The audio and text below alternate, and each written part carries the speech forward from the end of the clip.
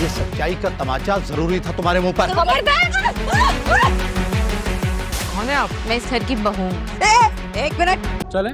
आज मुझे से सवाल कर रहे मैं असद अली खान से सवाल। मैं फरीद अली खान तुम्हें तलाश। मैंने तो कभी किसी के साथ कोई ज्यादती नहीं की। मैं इस घर में आना अपनी तौहीन समझता हूँ। ये लाइट टूट टेढ़ी करता था। वो लोग जो मेरे पीछे सुम्म बकुन चले आते थे खामोशी से। बदनामी है बहुत, चले बात करते चल के। फरासत ने जो लोगों के साथ किया पलट के उस पास आ रहा है। पहले उसकी दोनों बेटियां बर्बाद हो गई, अब उसकी बेटियों से कहीं का भी नहीं छोड़ा है। वो थाने से तो किसी तरह उसको बचाकर लेकर आ गया, लेकिन अब घर में सारी मुसीबत शुरू हो चुकी है, क्योंकि वो औरत जिसने उस लड़के से शादी करी थी अब वो आ गई है। अब मोहल्ले वाले जब उससे पूछते हैं तो वो उनको भी ये कहती है बस घर की बहू हूँ। फिर घर के अंदर आके कागज हंगामा करती है। जब फरासत बीवियों से बात करने की कोशिश करती है तो उसको चुप करा देती है, बल्कि उसको धक्का भी दे देती है। तब घर वाले काफी ज्यादा हैरान है। और फिर जब सब कुछ तंग आकर फरासत के बेटा उसको तलाक देने लगता है तो उसको भी रोक देती है।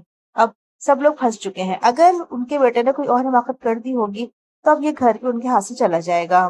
दूसरे गाने फिदा है, जो कि अब तक नहीं समझ पाया कि जो सनम है वो तैमूर की शादी शादी से कराना चाहती थी, और इसीलिए वो इस तरह से बात भी करती थी। अब जब सनम के वारिस साहब पाकिस्तान वापस आएंगे तो वो आकर फिदा से मिलेंगे। उससे कहेंगे मैं तो इस घर में आने का भी तसव्वुर नहीं कर सकता था, मैं अपनी तौहीन समझता हूँ, लेकिन मैं अपनी बेटी के लिए यहाँ पर आया हूँ।